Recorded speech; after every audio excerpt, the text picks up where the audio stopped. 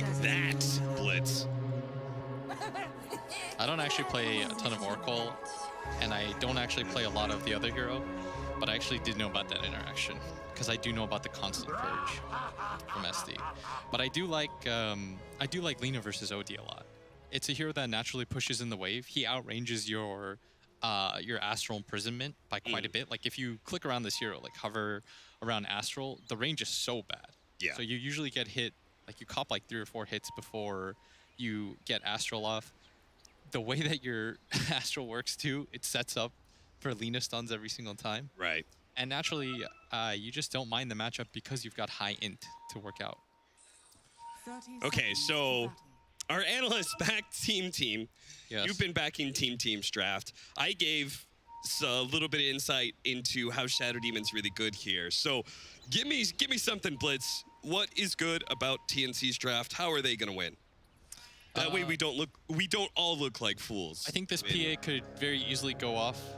It's not a bad Clockwork game at all. Okay. He's quite good against all these heroes.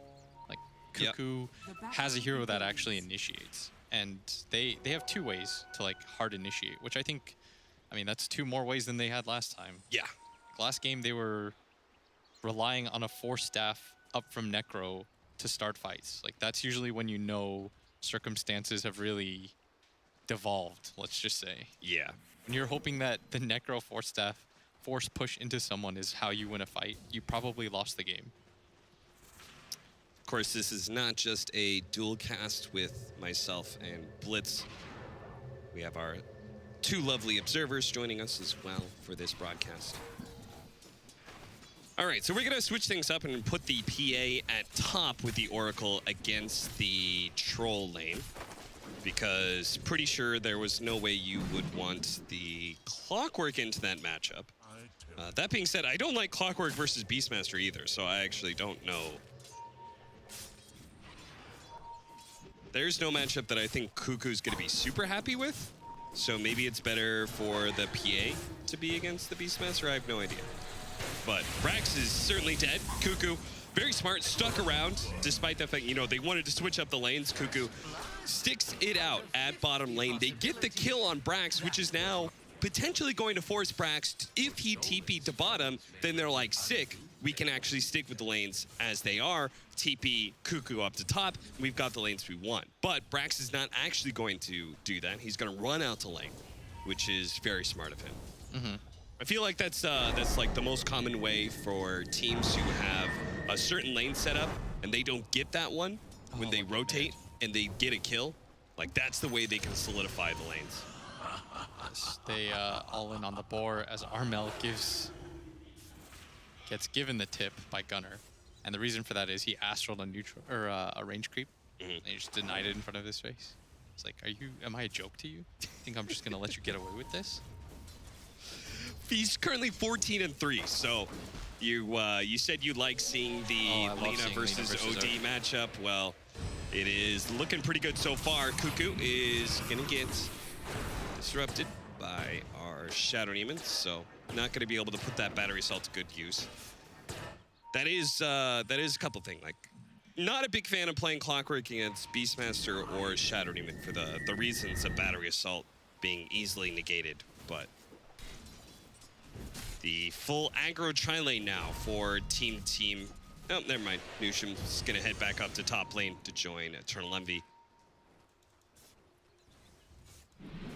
And Tim's actually gets a bit low here in this top lane, so does Cuckoo. The double ranged against the double melee. Definitely demonstrating the ease at which the harassment works. I mean, he's going to get a nice fissure, but it's not going to block off Envy or Nusham. And I mean, this should just be, for the most part, like a free farm lane for Envy. Like, I don't think he really gets touched here. You see it already reflected in the CS, like both people having a hard time. This has just like been the story of last game too, where like both offlaners have just been completely screwed. Yeah. Because of the safe lane matchup that they've had to go against. But this time around, it's the Clockwork who is going to Oh, mid. benefit from that a little bit more. Gunner Might just be dead here. Yeah, looks like he's very dead because that Fisher block is not going to be ending anytime soon. By the time it finally does, well, he does manage to hit the LSA, but Tim's is going to be able to land a big hit with the Enchant Totem. Very good setup there of Armel and Tim's. But yeah, Clockwork doesn't really need a whole lot of farm, right? While Beastmaster, I mean, Beastmaster is kind of like one of those quintessential greedy offlaners where you just kind of need to be able to sit in lane and farm and farm and farm. I mean, he's a hero that if you don't just like get time to farm, it sucks because what you want to do naturally is like you want to take that bottom tower after and like press your advantage, and not being able to do that feels quite bad. Ice Mike almost going down here. Unfortunately, the Fisher block didn't actually keep him in the river, which I think is what Tim's was looking for there.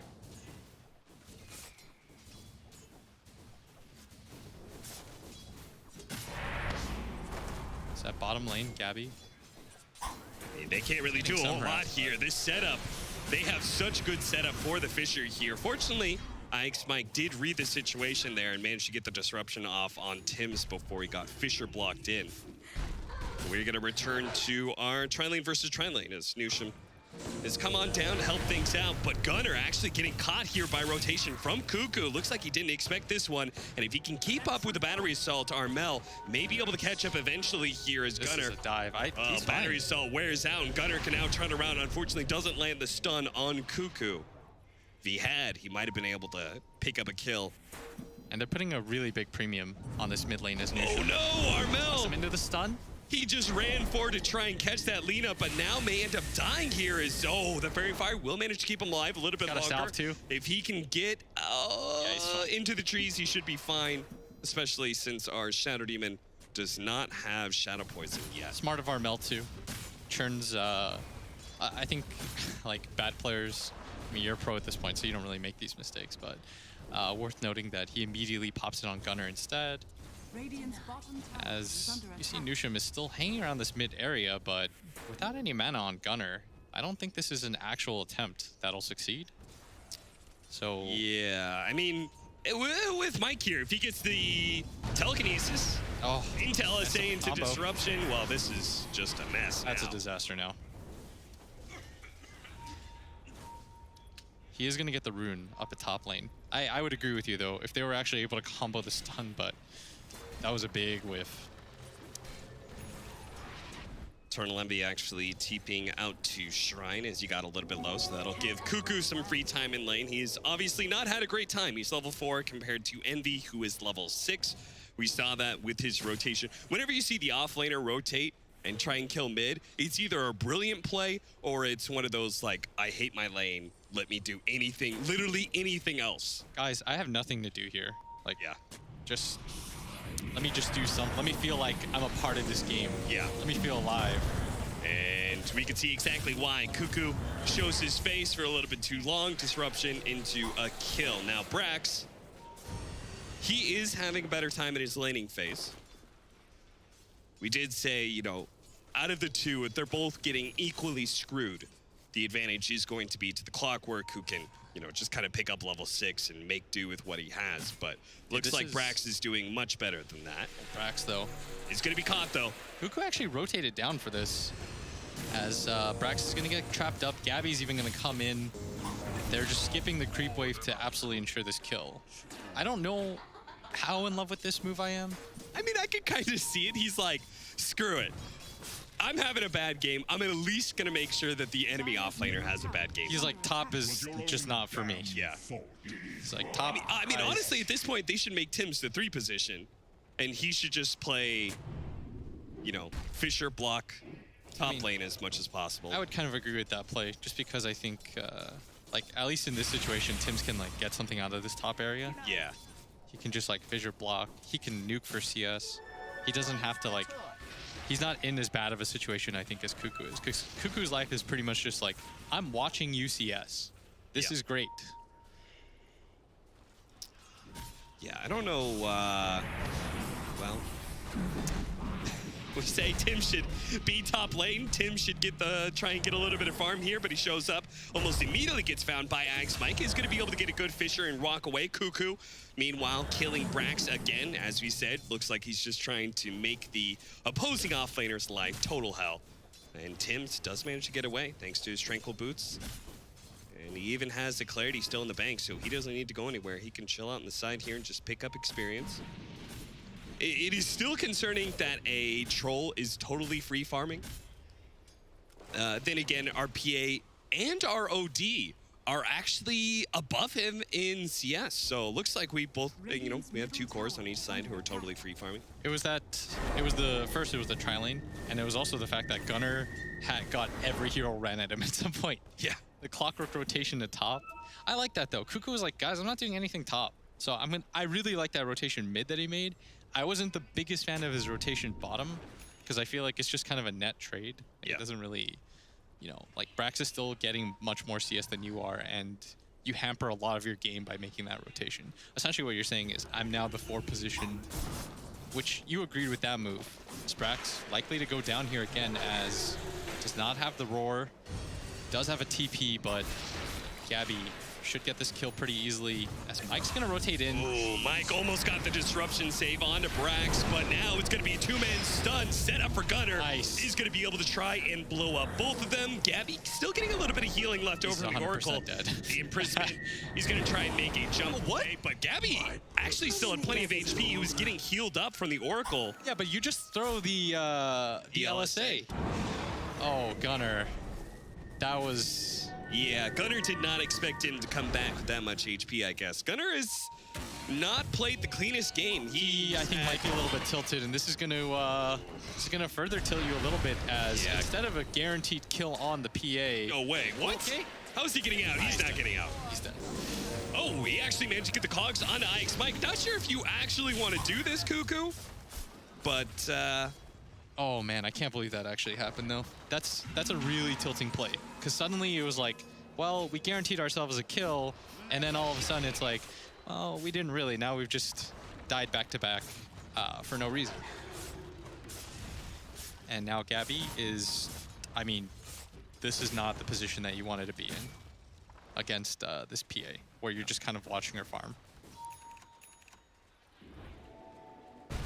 Tim stacking up the hard camp. I'm not entirely sure what for, because I feel like that's just gonna be something Jackie farms very soon.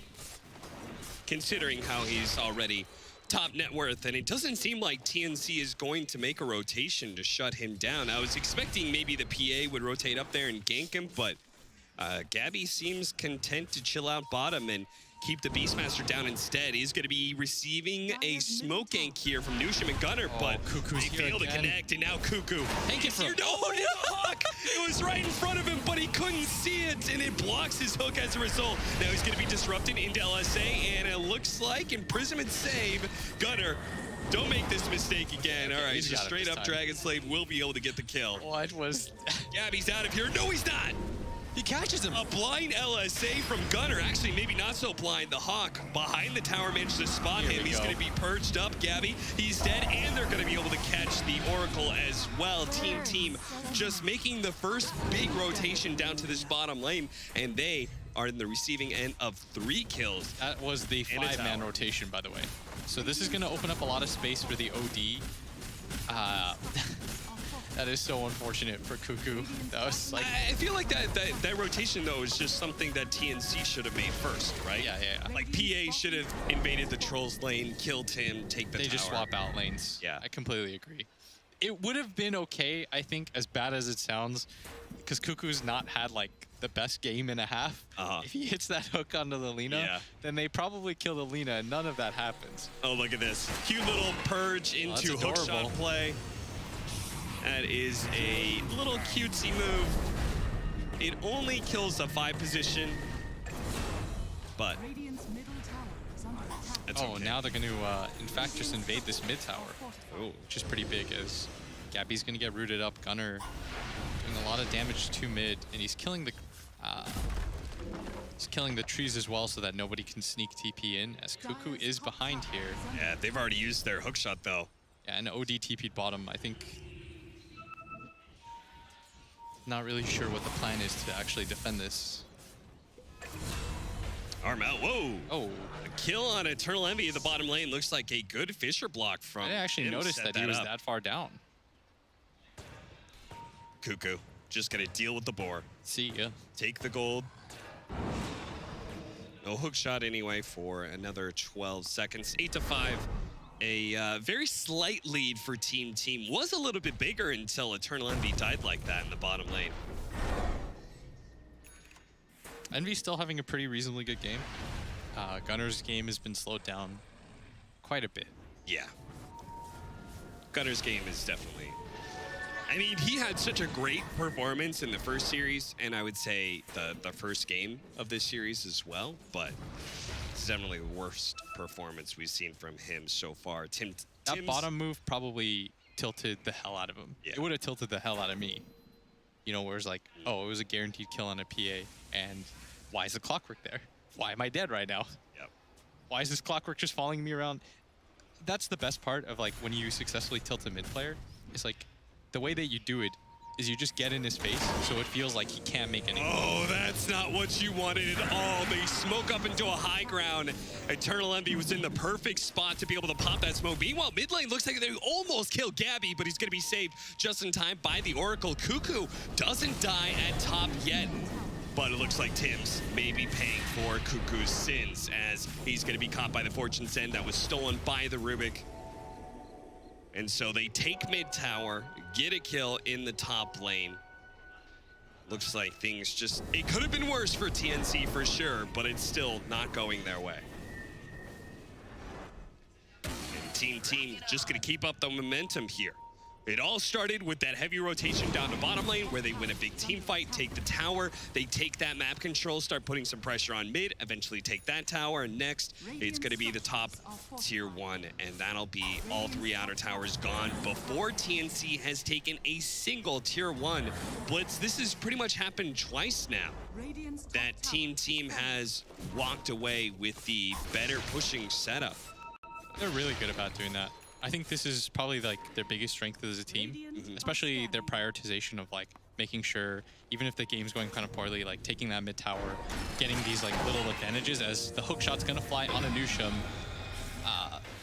and he should be 100% dead for this, and he definitely is, as he throws down his own cogs, but...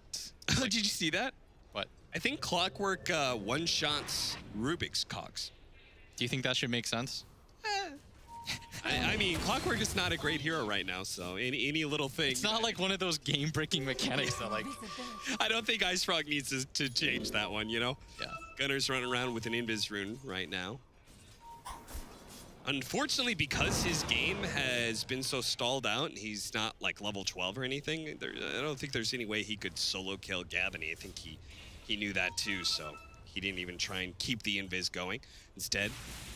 pushes out the lane and now smokes up with Mike, heads up to the top lane. But it looks like TNC knew because they had some very deep vision around that mid area. They have one behind the tower and another one in that jungle just north of the mid tier. I will say Armel's still playing a very, at least like he's playing a good OD game. Yeah. Which means he's just getting like a prerequisite amount of farm, and he's going to be scary at some point. Like at some point you hope that this guy like comes online and just kind of one-shots everybody. But Envy on his troll again is having what I would say is a very solid game. Yep. Despite the one move that he made bottom where he just sort of, I was like, oh, why is he there? Yeah. Okay, he's dead. But even that move wasn't like long-term that bad because the lane was so pushed in. Yeah. I will say, by the way, guys, like if you're learning to make like better Dota plays and stuff like that, and you're kind of confused, being on the enemy side of the map is just always better if you're gonna tank deaths, because it just means that they're not gonna get anything out of it. As you see, Brax is blocking with his boar. Nicely done, Brax. That's the second time now a pet has completely stopped him. Yeah. To be honest, I don't think I've actually, you know, I was already saying I didn't like playing Clockwork against Beastmaster. I don't think I played it since this new invisible Hawk that just AFKs in one spot, but Cuckoo is going to die here. Before, it was even worse because the Hawk would move around constantly. So that matchup's, I guess, a little bit better since the Hawk is now stationary in one spot, but... Did you see the neutrals, by the way? They almost got the last hit. Oh, did they? That would have made me sad. Okay, so pretty much all the analysts agreed in the previous series. We watched Magical's OD go for... X first? Yeah, Scythe pretty much is his first main item. We're seeing this now with Armel. Hannah minus into Scythe. Do you agree, disagree? I think BKB against Team's lineup probably isn't that great. Yeah, because the Beastmaster? Yeah. And plus, like, Troll just hits on you. Yeah. I think the Hex isn't terrible. Caught by the Rod of Atos, though, from the Lina. May be able to bring down Armel here. He managed to get into the trees. Going to TP out. Please tell me there's going to be Roar, and there it is going to be. They just expended so much. If Armel had just simply walked to the trees and TP'd out, that would have felt real bad for Team. I will say OD, when it comes to, like, the game getting later and later, is really, really nice versus Troll. Yeah. Oh, it's Nusham. Shot. Nice kill. Gabby. One shot after another. With the crit. They're actually in Roshan, but because of Nusham's like deep play, he's trying to get wards down. Maybe they don't get it here as Cuckoo's... Nice save from AU, and immediately gets the disarm onto the Troll as well. Looks like this Roshan play quickly turns into a team fight that will result in a couple of pickoffs here. Dude, Cuckoo is so poor. Yeah. Now I will say, Cap, that I don't think he should have gone top. He needed something. Like, he has no farm at all. This is... It's like they traded, like, one super greedy, like, in my opinion, bad offlaner for, like, the exact opposite of the spectrum, which is a super... I don't know, not greedy, but like Clockwork is like the least greedy of all the offlaners, but he's still kind of a garbage offlaner, at least in my opinion anyway. I just wish they gave Cuckoo like a normal offlane hero, you know?